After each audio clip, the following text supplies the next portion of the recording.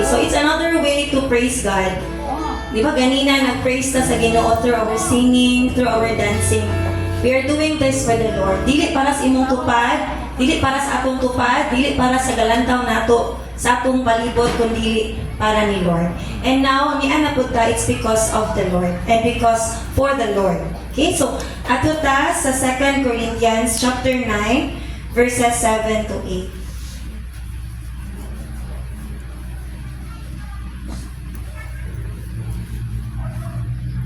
Sige, so kung naan na tato sa ido ko itong mga ulo, let us pray. Father God in heaven, in the name of Jesus, Lord God. Lord, anihan na po kami, Lord, sa among pagpanghatag diyan kanimo, Lord. Lord, we give you all the glory and praise, Lord God. And we pray, Lord, that your word this afternoon, Lord God, kini maghatag ka na encouragement, Lord God, o guiding, Lord God, dili ka na mo, Lord God.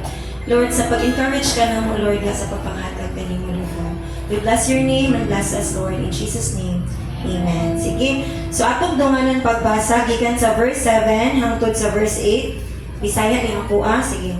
Busa kinahanglan nga maghatag ang matag usa sumala sa iyang gusto ug dili magsubo o maghuna-huna nga gipugos siya. Kay ang Dios nahigugma sa malipayong naghatag. Ug ang Dios makahimo pagbukbok sa tanang grasya nganha kaninyo aron kahatagan o katagbawan ang tanan ninyong panginahanglan ug makahatag kamo nga madagayaon alang sa tanang maayong buhat. Amen. So, thankful kay kani nga word ni Lord kay ngano it's a reminder ningon siya diri matag usa.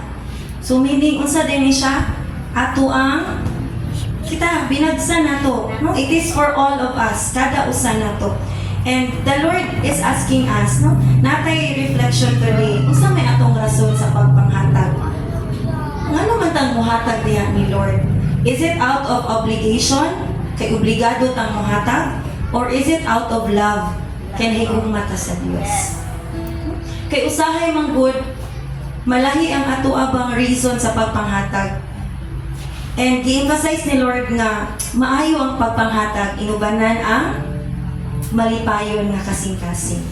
Ikay, isisip isa ka amahan or ginikanan, o imong anak ni tuman pero gabagulbol, malipay ka dili. So ang ginikanan, malipay siya nga mutuman ta nga malipayon. Amen. Okay? So arita sa ato ang problem. Una diri nga problem nga ako nakita is wala maghatag ang matag usa sumala sa gusto. Subot pasabot, lain ang nagbuot. Dili imuhang kinao galingon. So problema din na siya.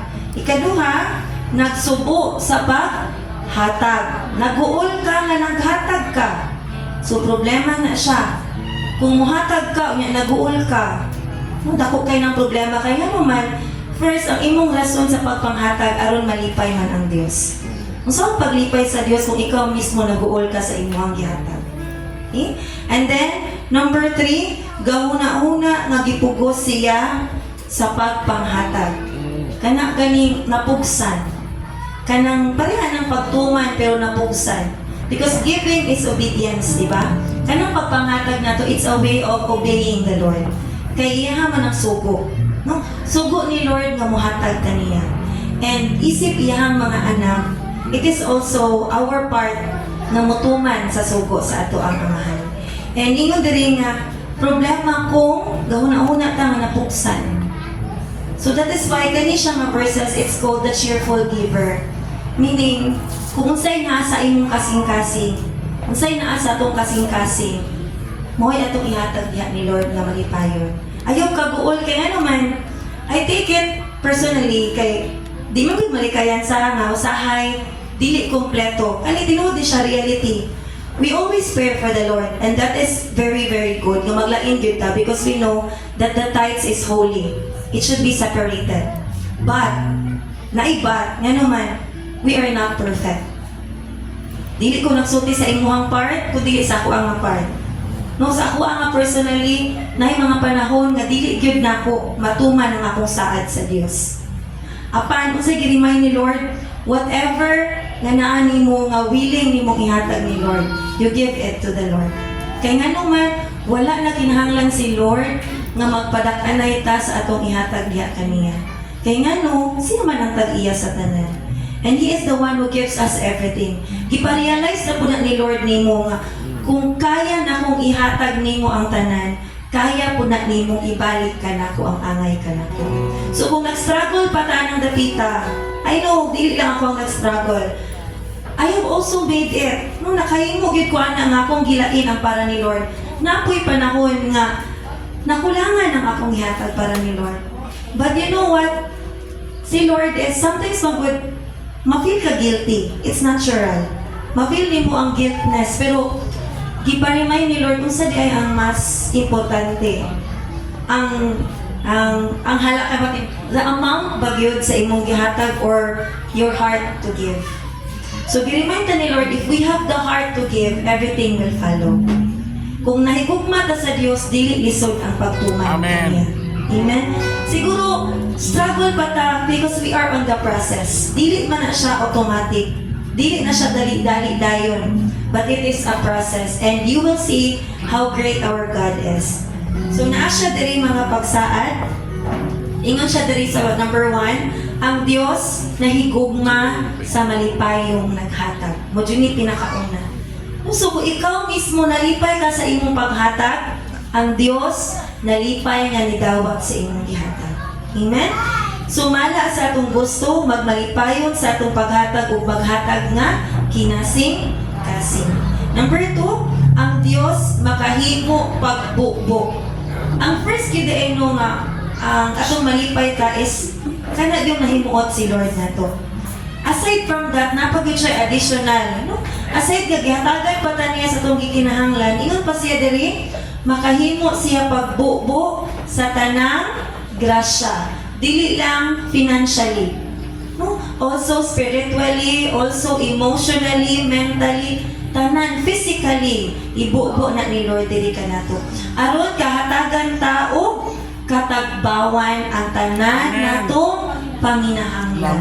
So si Lord, God knows everything. God knows our needs. Kabalo si Lord nga dili ra kwarta atong gikinahanglan. Tanan kita na atay mga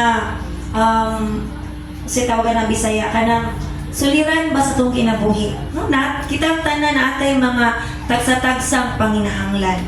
And si Lord nasayod siya anang tanan. Muna nga ni promise gid siya hatagan niya katagbawan ang tanan natong panginahanglan. And number 3 pag ingon si Lord, because of blessing us, gialaw niya nga makabless pud ta abundantly in all good things. So meaning siya makahatag kita nga madagayaon sa tanang maayong buhat.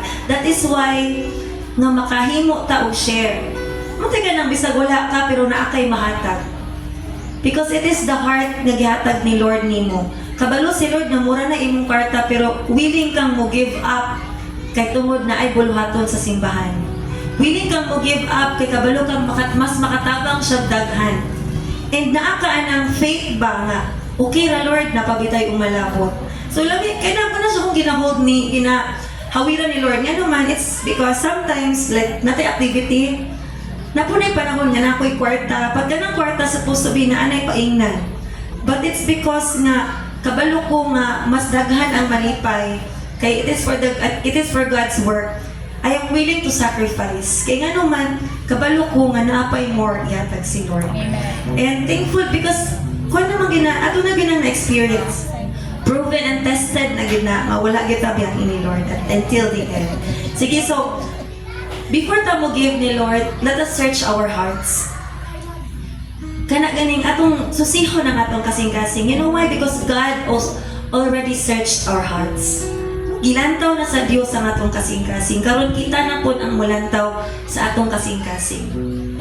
Lord, am I bringing this to give thanks to you and so that you will be happy? Malipayon mako Lord nga muhatag ko kanimo karon. Amen. Manindog ang tanan and let's give to the Lord.